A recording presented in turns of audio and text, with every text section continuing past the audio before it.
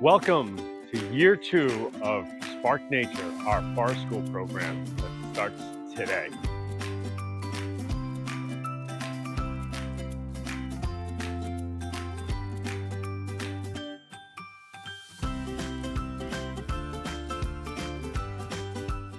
Hi friends, that's me, Miss Amanda, and this is my husband, Mr. Sebastian, and this is Mr. Adam, and together we are Spark Nature, a once-a-week forest school program located in Pennsylvania. We started this channel because we believe children belong in nature, and we hope to inspire other teachers, educators, and parents to start their own forest schools. Let me show you around. Spark Nature is actually part of Spark, our art, yoga, meditation, and nature program for children that my husband started back in 2015. We started Spark Nature last year and ran a very successful first year. We do 3 semesters, fall, winter, spring, and theme each month and each week. This month's theme is Foundations of Forest School. We meet on Mondays from 10 a.m. to 3 p.m. We have 6 acres of land that the children are free to explore with an art studio, a playground, climbing dome, a bamboo forest, a fire pit, a stream, a cove, and plenty of space to run and be free. The theme of week 1 is tools, rules, and safety, which help children get accustomed to how our forest school program runs, the flow of the day, the lay of the land, and any safety measures and expectations we have. We'll also be introducing different tools this week, starting with the senses as one of the best ways to engage with nature, as well as field journals to take notes and sketches, compasses to both orient toward directions and draw perfect circles, potato peelers and whittling knives, for older children that are more competent, hand saws, as well as scissors to cut string and to tie knots. After an initial 30 minutes of free play, we begin the day with a morning meeting. And because this is the first day of the semester, we took time to go over our agreements. This is to keep everyone safe, as well as create an environment that feels cohesive, kind, and caring. From there, we gather right outside the art studio to call in the directions, to sing our song, and head out for a nature walk around the property.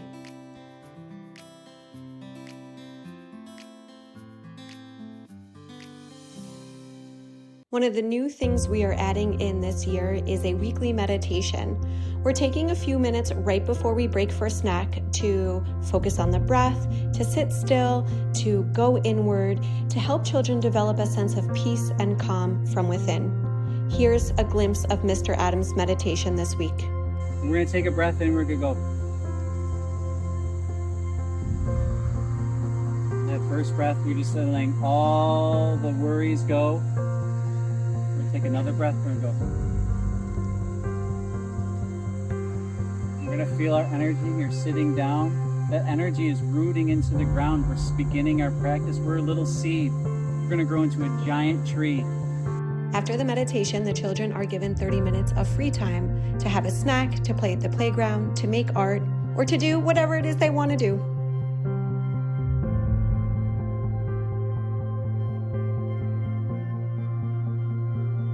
Next up is our nature lesson, and this is really the heart of the program.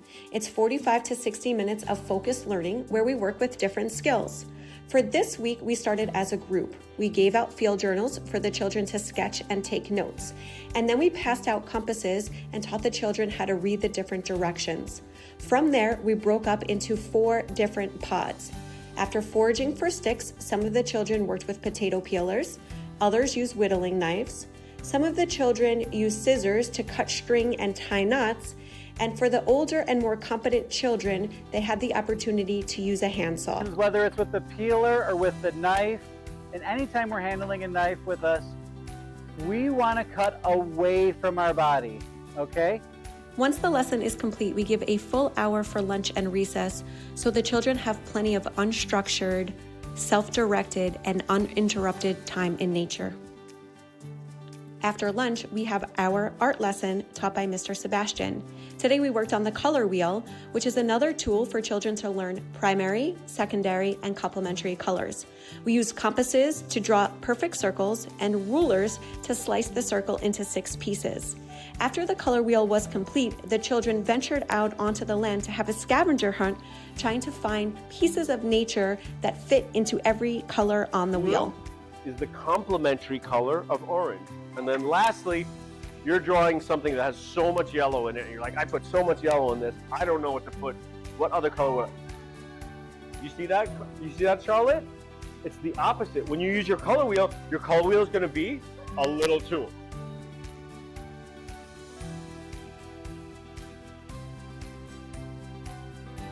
To finish out the day, we gather in a group one more time for our gratitude circle.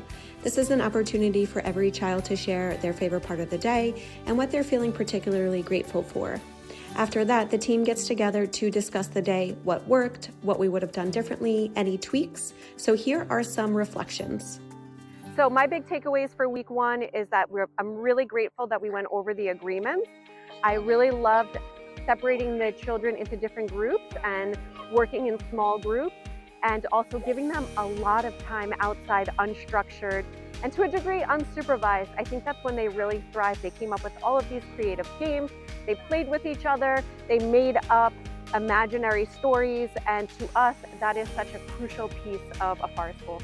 We went over how to safely use whittling knives, peelers, scissors, and how to tie some knots. We had some really creative things. Some children decided they were going to make little knot fairies, which I thought was really creative. That wasn't on the script, and children always surprise us. Yeah, we did have one injury out of 22. Someone caught themselves with a peeler, but she was resilient and came right back into it. One of the other things that I noticed is how much the children loved the scavenger hunt. So it was a beautiful way to tie in our art project with nature.